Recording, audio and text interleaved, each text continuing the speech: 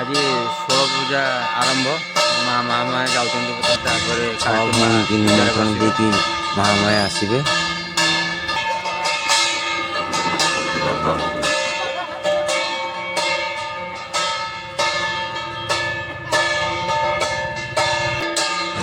यहाँ हूँ आमर साक्षी गोपाल साक्षी गोपीनाथ गोपाल जी मंदिर जो कहते माँ बर्तमान से गोटे माँ को पाखे हाथ आ फूल समर्पण हम।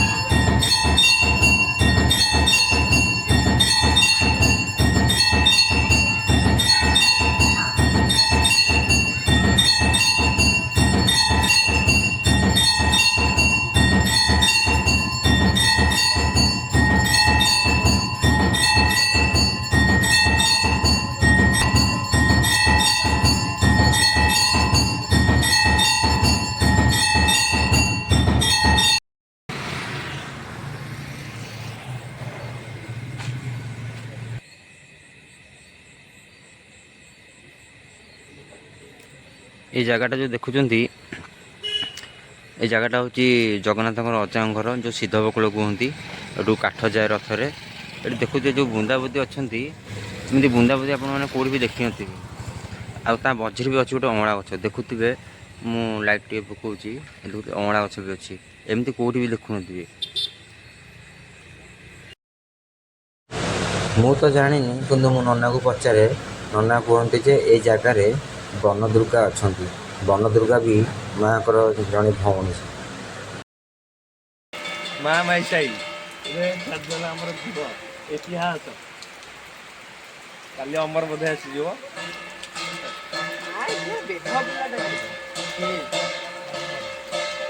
ସେଦିନ ଆସିଛି କେମିତି ପଡ଼ିଗଲା, ଇଏ ହେଲା ସିଏ ହେଲା।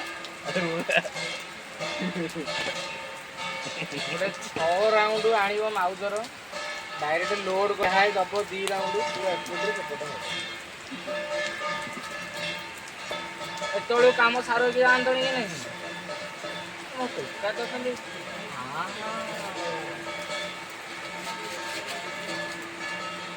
କୋଇ ଦଉଛନ୍ତି ବୋଧେ।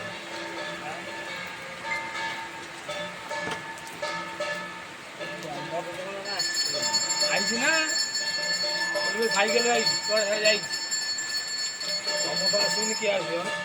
କିଏ ତମ ତ ଆସିଛି, ଲଭ୍ ମ୍ୟାରେଜ କରିଛି, ଆସିବୁନି କେମିତି? ସେଇ 3ଟା ଆଇଛି ଆଉ। 3ଟା ବାପଲୋ କି ଚାବି ତାର। ତୁ କହିଲା ଆଳିଆ ହଁ ହଉଛ ଖାଲି ଖାଲି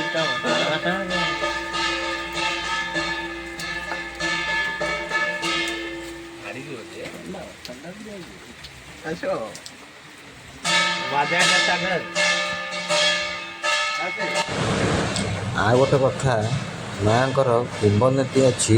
ମାଆଙ୍କର ପାଣିରେ ମଶାଲା ଜଳେ। ଯେତେବେଳେ ମଶାଲା ଲିଭି ଯାଇଥିଲା ମାଆଙ୍କର ପାଣିରେ ମଶାଲା ଜଳେ, କିମ୍ବଦନ୍ତୀ ଅଛି। ଆମେ ଏତେ ଜାଣିନୁ, ନନା ହେରିକା ସମସ୍ତେ କୁହନ୍ତି, ଦଦେଇ ହେରିକା କୁହନ୍ତି।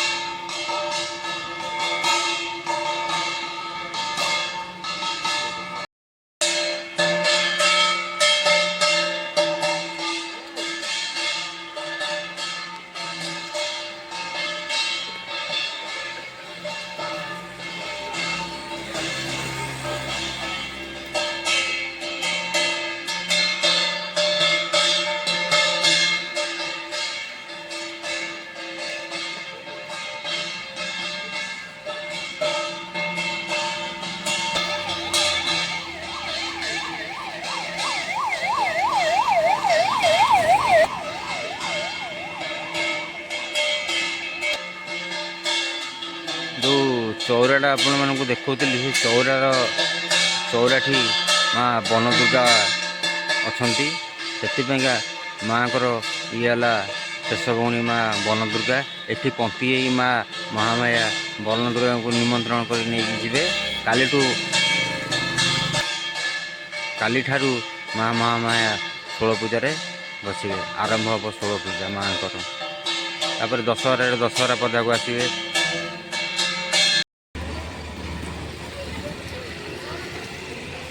ଏଠି ଦେଖୁଥିବେ ନାଗେଶ୍ୱରୀ ବର୍ତ୍ତମାନ ଆସିକିରି ଅପେକ୍ଷାରେ ଅଛନ୍ତି। ମା ମହାମାୟା ଆସିଲେ ହରିହର ଭେଟ ହେବ। ମା ମହାମାୟାଙ୍କର ବି ଇଏ ଏକ ଭଉଣୀ, ତାଙ୍କ ନାଁ ବି ନାଗେଶ୍ୱରୀ।